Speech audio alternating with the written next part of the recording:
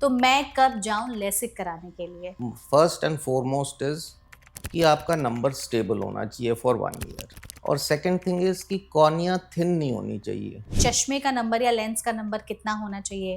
तो -8 डायप्टर्स तक आसानी से आप स्माइल भी करा सकते हैं और लेसिक भी करा सकते हैं।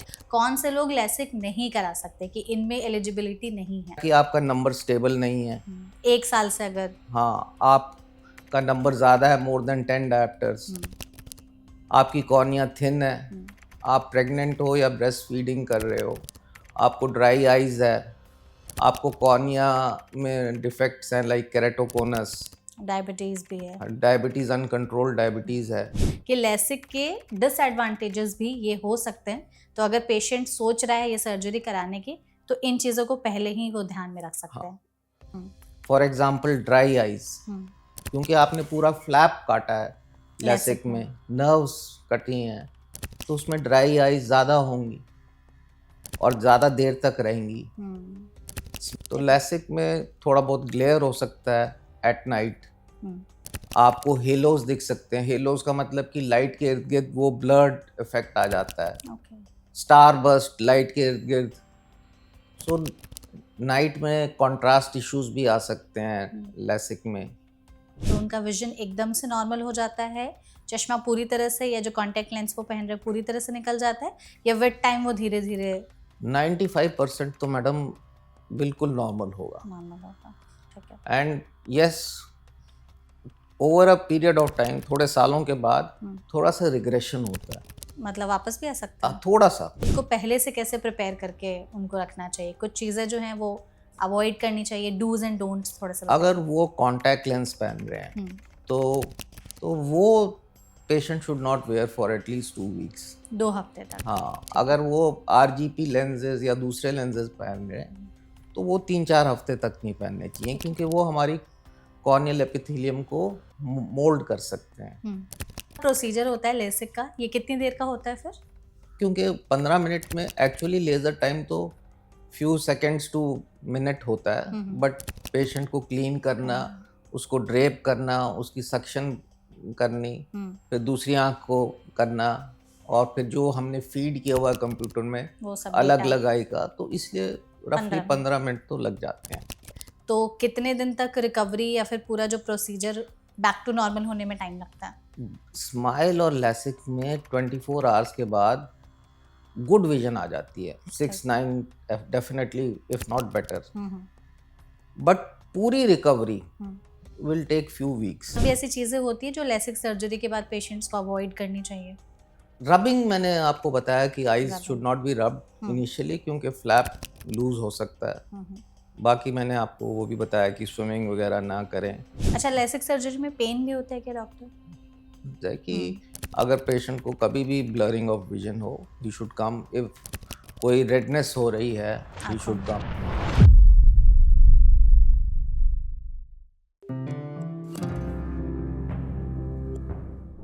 अगर आप भी चश्मा लगाते हैं या फिर लेंस पर डिपेंडेंट रहते हैं, तो बार बार चश्मे का नंबर बढ़ने से या लेंस चेंज करने वाली परेशानी से आप भी अक्सर बहुत ज़्यादा परेशान रहते होंगे, आई एम श्योर।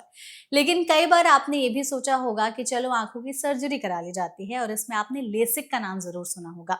बट मन में ये भी ख्याल आता होगा कि क्या ये सर्जरी सेफ है, कौन से लोग करा सकते हैं, क्या सर्जरी के बाद पावर वापस तो नहीं आ जाएगा, और इसके कुछ साइड इफेक्ट्स तो नहीं है। तो अगर आप भी इन सभी सवालों के जवाब चाहते हैं, जानना चाहते हैं कि आखिर लेसिक सर्जरी होती क्या है, कैसे की जाती है, इसका पूरा प्रोसीजर क्या है, तो आप एकदम सही जगह पर आए हैं। आज के इस सेशन में हम आपके लिए लेसिक पर ही बात करेंगे कि आखिर ये सर्जरी होती कैसे है, और इसके बारे में तमाम ऐसी चीजें जो आपके लिए जानना बेहद जरूरी है। तो इस सेशन को आप एंड तक जरूर देखिएगा, क्योंकि इसमें हम आपके लिए बहुत ही इंसाइटफुल इन्फॉर्मेशन जो है वो डॉक्टर के जरिए शेयर करने वाले हैं, जिसके लिए सेशन में हमारे साथ एक बहुत ही स्पेशल एक्सपर्ट मौजूद हैं। हमारे साथ हैं डॉक्टर पुनिंदर कुमार डोगरा, जो कि प्रोफेसर और HOD है, ophthalmologist, Sharda care health city में। तो डॉक्टर, सबसे पहले तो सेशन में आपका बहुत बहुत स्वागत है।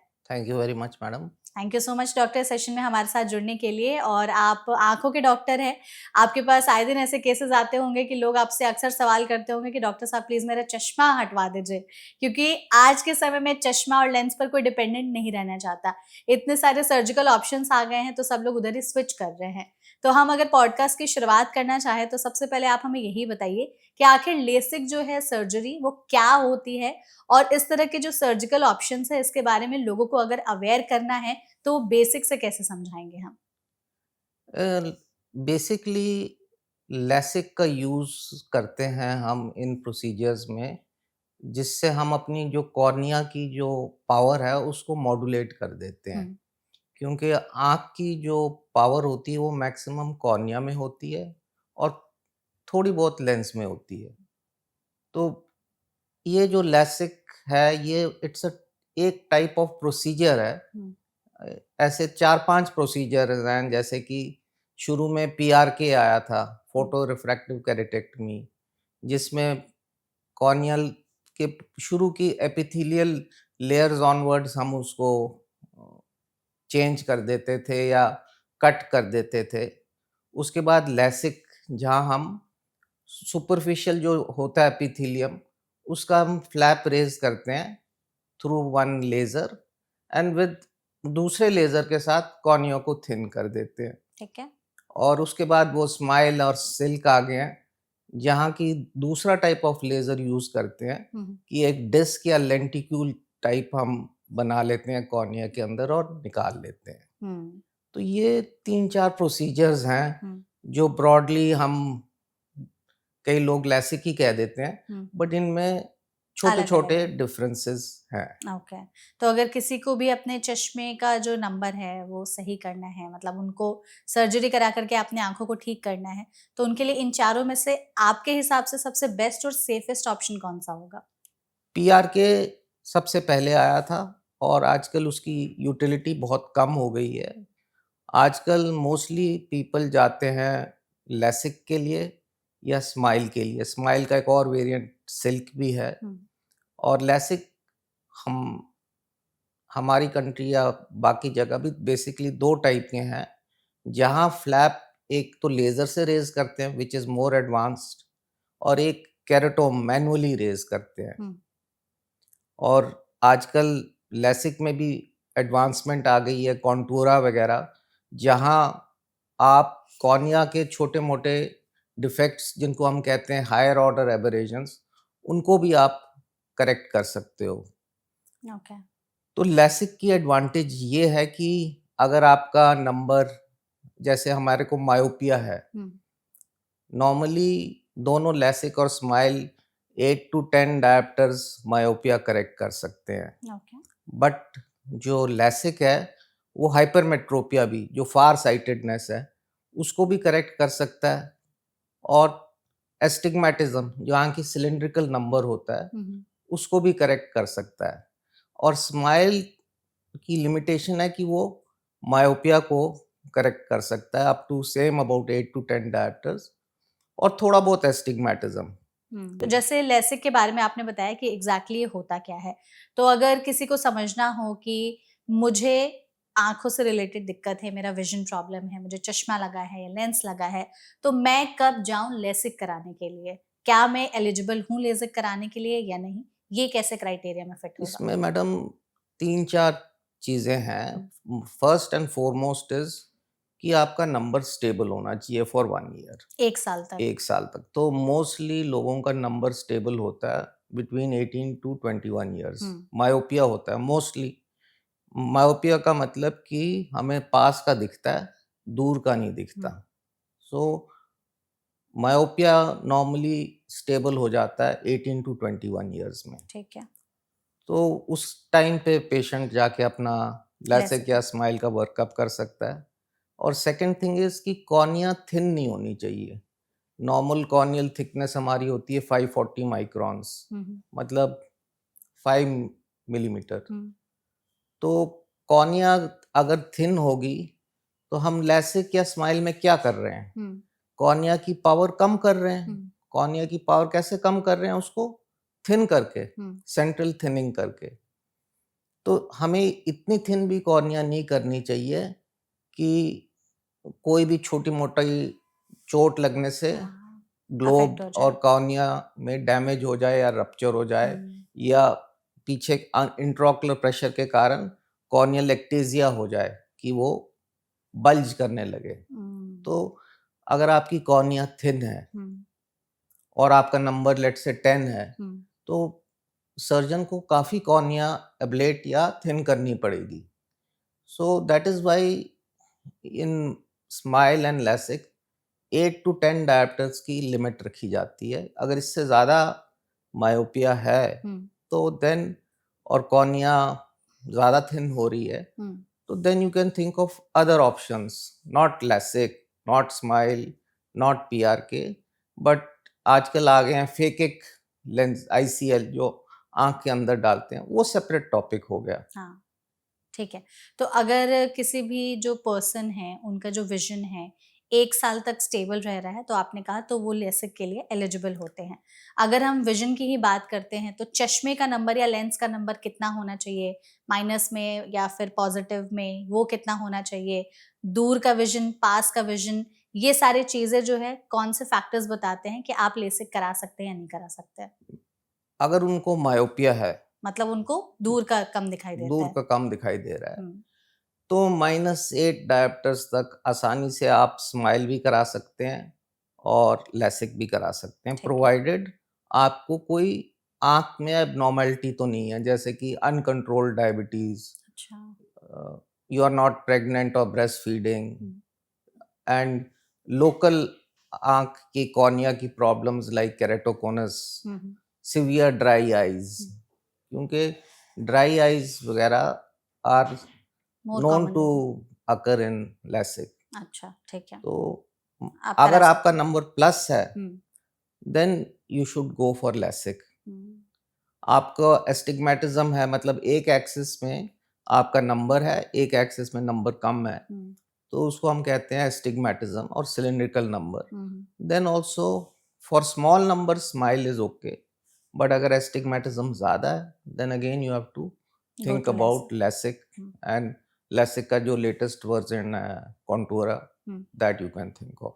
अच्छा, अगर दोनों आंखों की पावर अलग अलग है तो भी क्या लैसिक करा सकते हैं? हाँ, अब बहुत ज्यादा डिफरेंस है उसके बावजूद भी? हाँ, नॉर्मली अगर बहुत ज्यादा दोनों आंखों में डिफरेंस है तो पेशेंट को खुद ही प्रॉब्लम हो रही होगी। जब भी दोनों आंखों में डिफरेंस 3-4 डायोप्टर्स से ज्यादा होता है, तो आंख की जो इमेज होती है ब्रेन में जाती है, तो वो फ्यूजन करना मुश्किल हो जाता है, क्योंकि एक इमेज का साइज छोटा हो जाता है, एक इमेज का साइज बड़ा हो जाता है, तो डिप्लोपिया हो सकता है।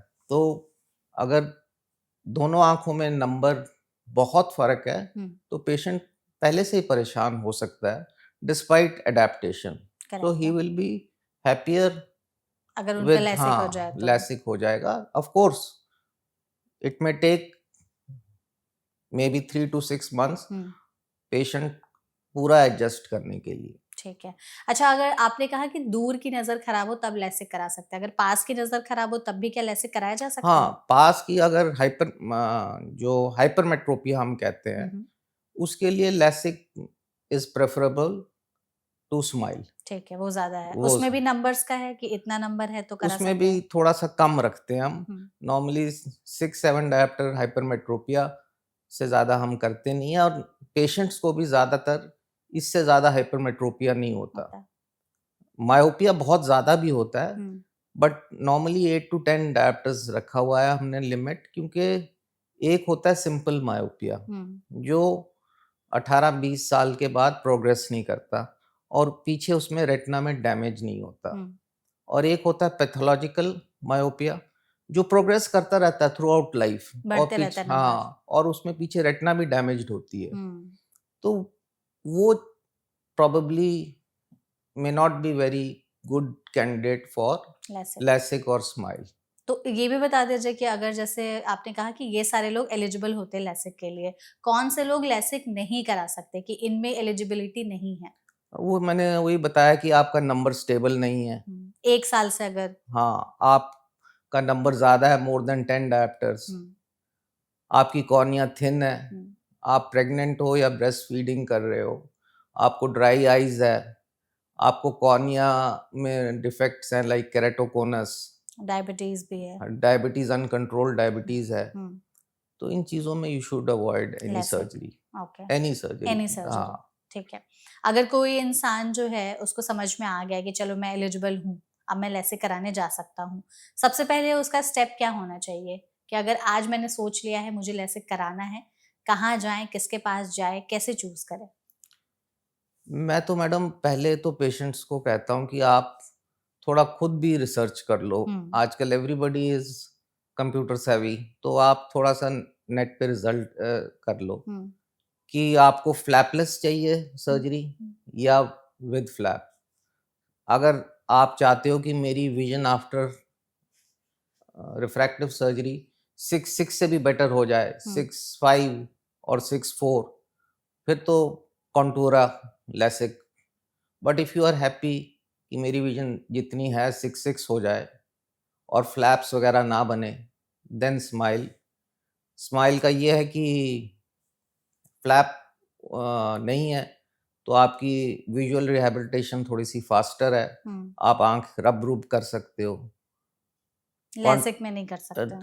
लेसिक में थोड़ा टाइम लगता है, बट हर एक चीज़ की एडवांटेजेस डिसएडवांटेजेस हैं। फॉर एग्जांपल लेट्स से कोई भी सर्जिकल प्रोसीजर हो, दो LASIK and smile are probably सबसे सेफेस्ट प्रोसीजर है with the rate of complications, minor complication less than 1%। Okay, तो अगर बाय चांस हमने अंडर करेक्ट कर दिया, कोई भी सर्जन ओवर करेक्ट नहीं करना चाहता, वो थोड़ा सा सेफ प्ले करता है कि अंडर करेक्ट कर दिया।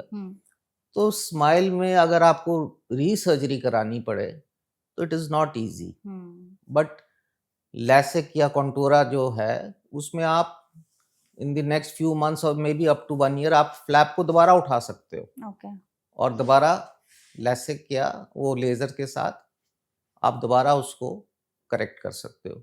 ठीक, तो हर एक चीज़ के डिसएडवांटेजेस और एडवांटेजेस हैं। फॉर एग्जांपल ड्राई आइज, क्योंकि आपने पूरा फ्लैप काटा है लेसिक में, नर्व्स कटी हैं, तो उसमें ड्राई आइज ज़्यादा होंगी और ज़्यादा देर तक रहेंगी। स्माइल में आपने 3 मिलीमीटर इंसिजन दी है, तो उसमें नर्व फाइबर कम कटे होंगे, तो ड्राई आई के चांसेस कम होंगे। तो ऐसी छोटी मोटी चीज़ें, दोनों में किसी में एक में ये ज़्यादा है, किसी में दूसरा ज़्यादा है। तो एक बार और आप सिंप्लीफाई करके थोड़ा सा बता दीजिए कि लेसिक के डिसएडवांटेजेस भी ये हो सकते हैं, तो अगर पेशेंट सोच रहा है ये सर्जरी कराने की तो इन चीजों को पहले ही वो ध्यान में रख सकते हैं। तो लेसिक में थोड़ा बहुत ग्लेयर हो सकता है एट नाइट, आपको हेलोज दिख सकते हैं। हेलोज का मतलब कि लाइट के इर्द गिर्द वो ब्लर्ड इफेक्ट आ जाता है, स्टार बर्स्ट लाइट के इर्द गिर्द। सो नाइट में कंट्रास्ट इश्यूज भी आ सकते हैं लेसिक में।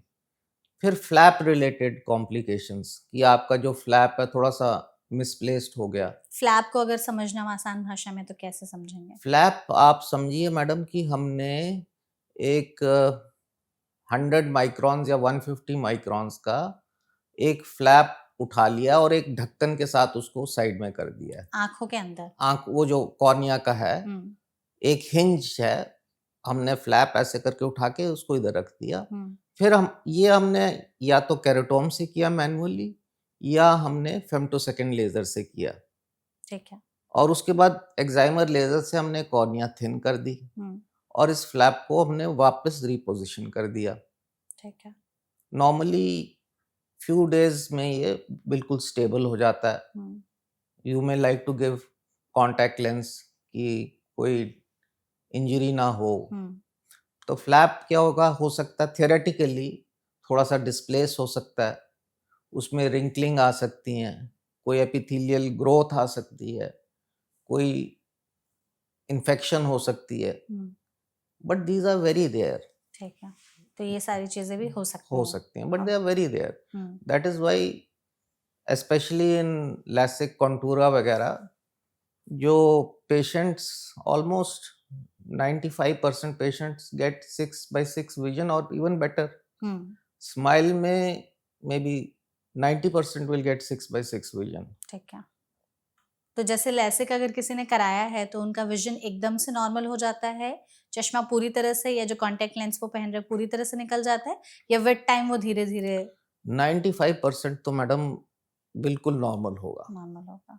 ठीक है। And yes, over a period of time, थोड़े सालों के बाद थोड़ा सा रिग्रेशन होता है.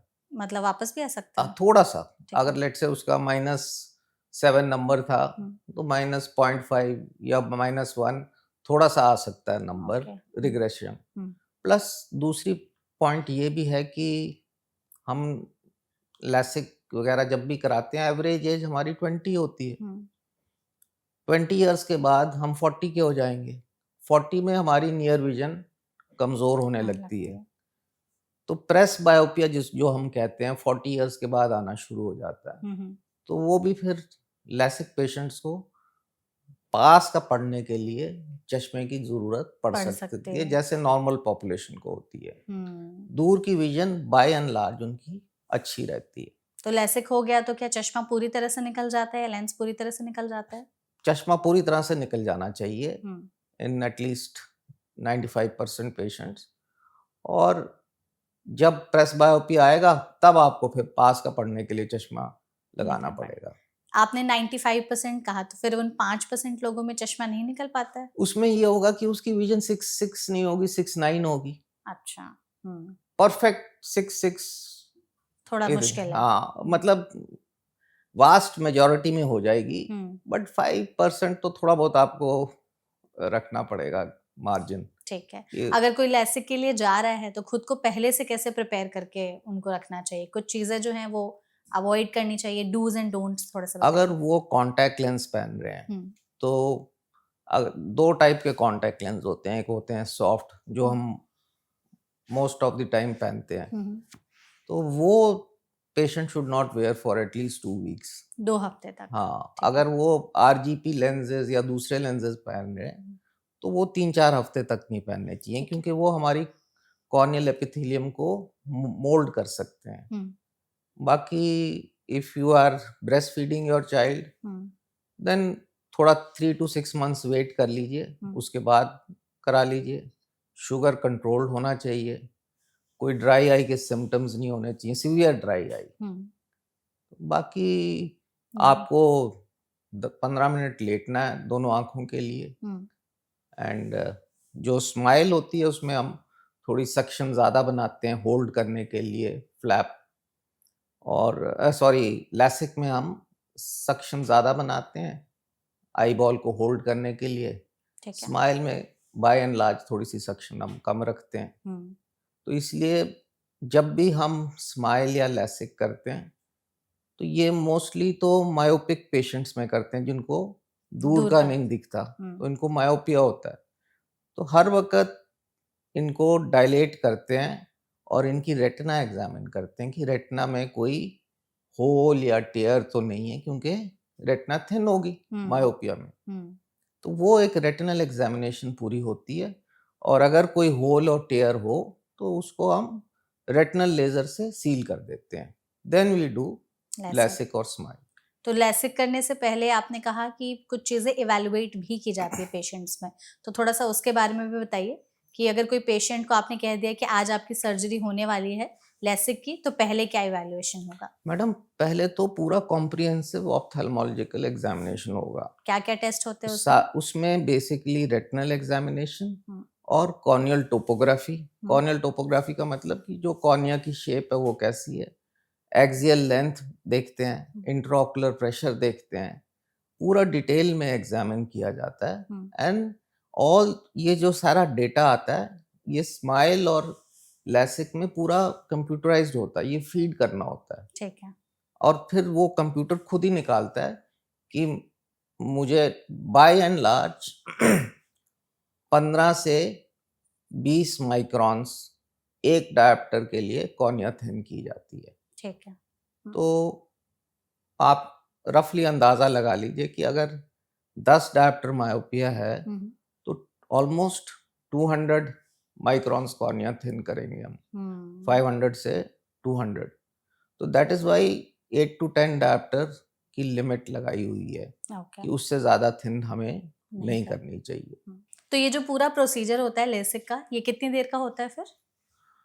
रफली मैडम दोनों आंखें हम इकट्ठे करते हैं अनलाइक कैटरैक्ट सर्जरी, तो अप्रॉक्सीमेटली 15 मिनट लग जाते हैं। बस 15 मिनट का ही होता है? हाँ, क्योंकि 15 मिनट में एक्चुअली लेज़र टाइम तो फ्यू सेकंड्स टू मिनट होता है, बट पेशेंट को क्लीन करना, उसको ड्रेप करना, उसकी सक्शन करनी, फिर दूसरी आँख को करना, और फिर जो हमने फीड किया हुआ है कंप्यूटर में वो सब अलग डेटा लगाई का, तो इसलिए रफली 15 मिनट। 15 मिनट तो लग जाते हैं। एक बार हमें पूरा प्रोसेस बताइए लेसिक का, कि जो पेशेंट आज उनकी सर्जरी होने वाली है, 15 मिनट के प्रोसीजर में फ्रॉम स्टार्ट टू एंड क्या-क्या होता है, कैसे चीजें परफॉर्म की जाती हैं? तो मैडम जैसे लैसिक है, हम्म, तो अगर हम लैसिक कर रहे हैं हम्म, तो सबसे पहले तो है हम फ्लैप रेज करेंगे। हाँ, तो फ्लैप रेज करने के लिए या तो हम मैनुअली करेंगे माइक्रोकेराटोम से, या हम फेम्टोसेकंड लेजर दूसरी मशीन में पेशेंट को लिटाएंगे और फेम्टोसेकंड लेजर से फ्लैप रेज करेंगे। फिर हम पेशेंट को लैसिक वाली एक्साइमर लेजर पे लाएंगे और उसका एक्साइमर लेजर से कॉर्निया थिन करेंगे। स्माइल में सिर्फ फेम्टोसेकंड लेजर ही है, और वो आपका लेंटिक्यूल या वो ढक्कन जैसा कॉर्निया के सेंटर में बना देता है। ठीक है। और 3 मिलीमीटर या 4 मिलीमीटर की इंसिजन में आपको एक फोर्सेप्स डाल के वो लेंटिक्यूल को बाहर निकालना है। तो ये जो लेसिक की सर्जरी होती है, इस टाइम पर पेशेंट होश में रहते हैं या हाँ एनेस्थीसिया दिया हाँ, जाता है? सिर्फ हम टॉपिकल एनेस्थीसिया देते हैं। टॉपिकल का मतलब कि एनेस्थेटिक ड्रॉप्स ओके, वो आंखों आँख के में अंदर। आँख में डाल देते हैं, तो उसका असर रहता है फ्यू मिनट्स के लिए, तब तक सर्जरी खत्म हो जाती है। पता नहीं उसके चलता। बाद हम पेशेंट को कहते हैं कि अगर कोई इरिटेशन वगैरह हो रही है तो he can take some medicine, pain killer, पर इतनी ज़रूरत पड़ती ही नहीं है नॉर्मली। तो और 15 मिनट के इस प्रोसीजर के बाद फिर जब वो लेसिक की सर्जरी हो जाती है, तो आंखों में क्या पट्टी-वट्टी लग जाती है नहीं, या? इन स्माइल आपको कुछ करने की ज़रूरत नहीं है।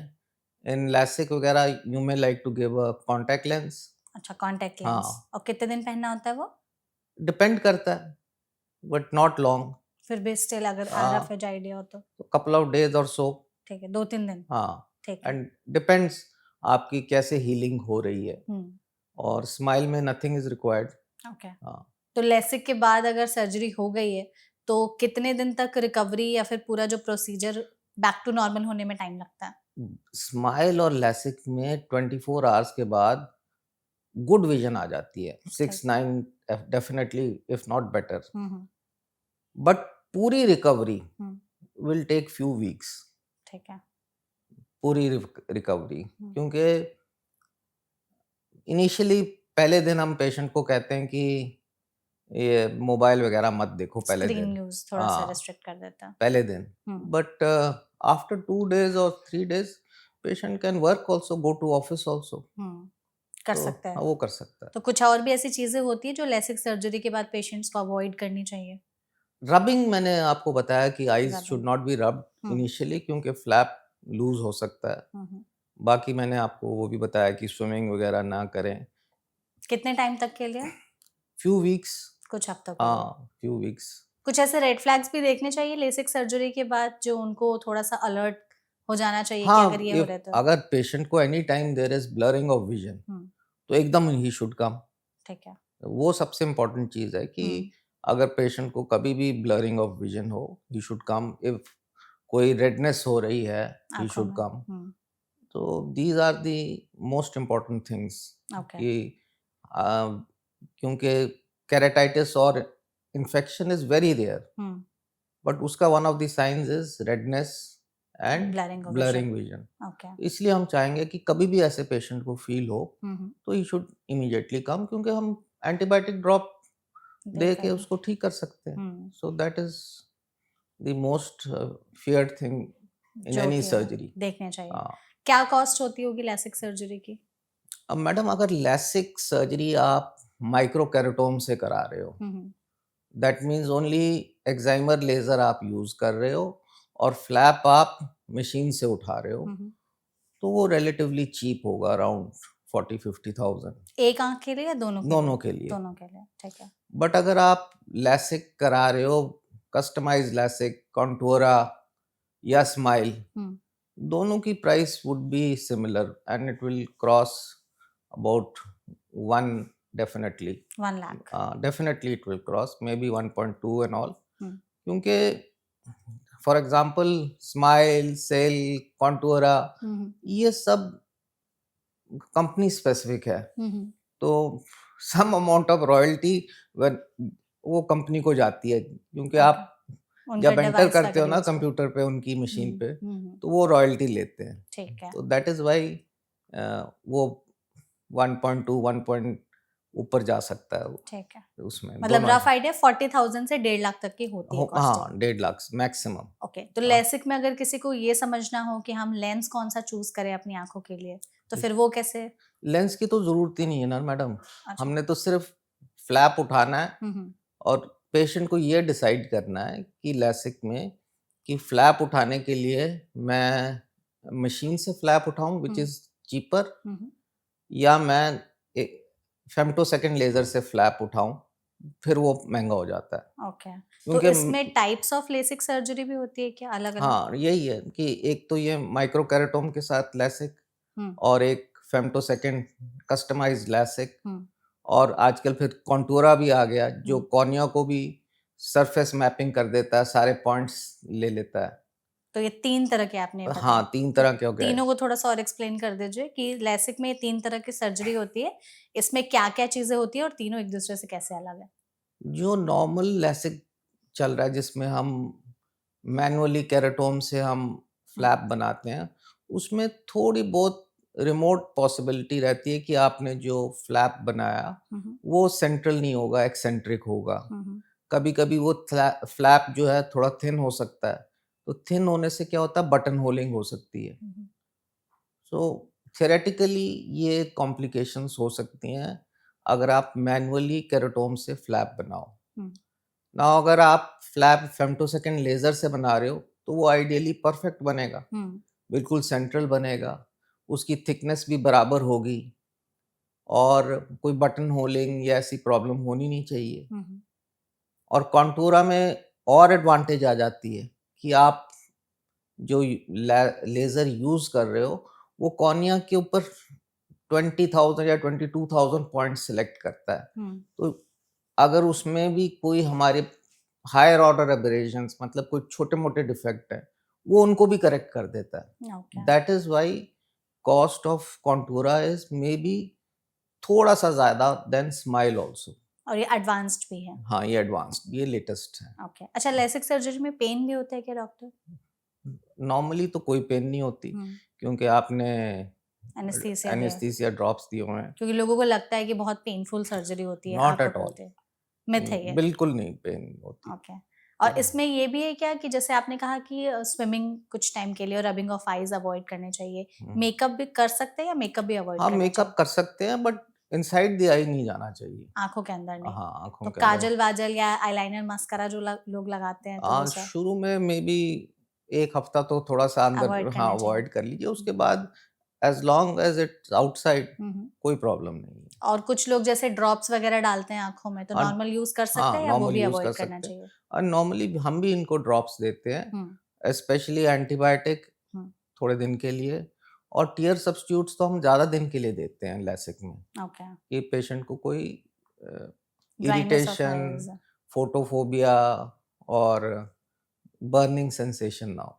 और बहुत टाइम तक जैसे अगर लाइट्स वगैरह है तो डायरेक्ट आंखों पे सनलाइट या इस तरह के लाइट्स अवॉइड करने चाहिए या वो? इनिशियली 1-2 दिन की बात है, उसके बाद 3rd डे के बाद नॉर्मली पेशेंट को कोई प्रॉब्लम होनी नहीं चाहिए। ओके।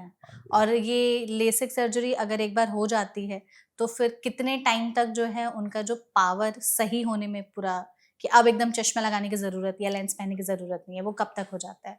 नॉर्मली तो मैडम 24 आवर्स में पेशेंट को चश्मे की जरूरत नहीं पड़ती, बट अगर आप कहो कि 100% तो थोड़ा सा टाइम लग सकता है, फ्यू वीक्स लग सकते हैं। 2-3 हफ्ते? हाँ 2-3 हफ्ते लग सकता है। But 99% patient is all right 24 घंटे में। ऐसा भी है क्या कि फिर से विजन वापस भी आ सकता है?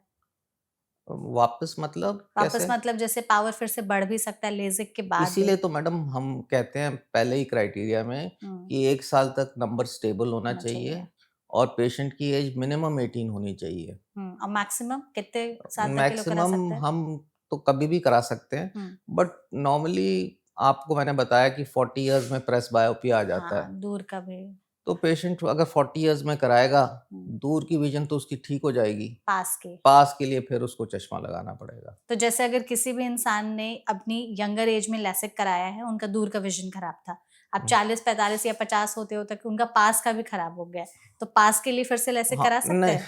फिर पास दोनों नहीं दोनों नहीं नहीं हो हो सकता ना, सकता। फिर उसके लिए चश्मा ही पहनना पास पड़ेगा। के लिए चश्मा ही पहनना पड़ेगा, दैट इज मोर प्रैक्टिकल। हम्म क्योंकि आजकल आप लोग मोस्टली लैपटॉप पे काम करते हैं which is 1 metre away, hmm तो without glasses also you can work, but पास का जो मोबाइल वाला है हम्म उसके लिए पास का चश्मा बनाना पहनना ही पड़ेगा, पड़ेगा। पहनना पड़ेगा। ओके, ठीक है।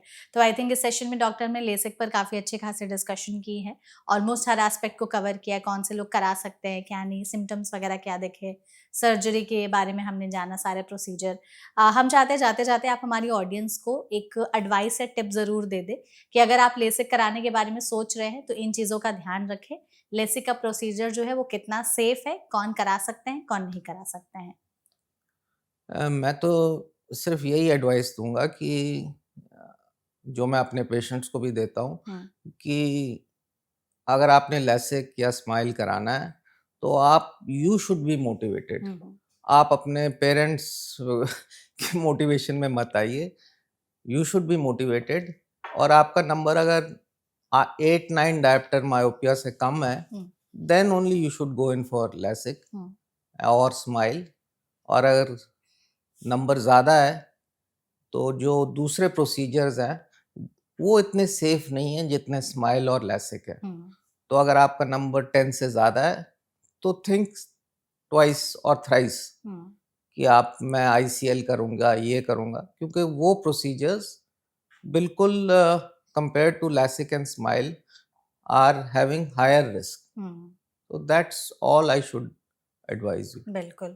Thank you so much doctor, session में हमारे साथ जुड़ने थैंक के लिए। आपने बहुत ही इंसाइटफुल और इन्फॉर्मेटिव चीज़ें हमारे साथ शेयर की हैं लेसिक से related, and I hope you enjoyed the session.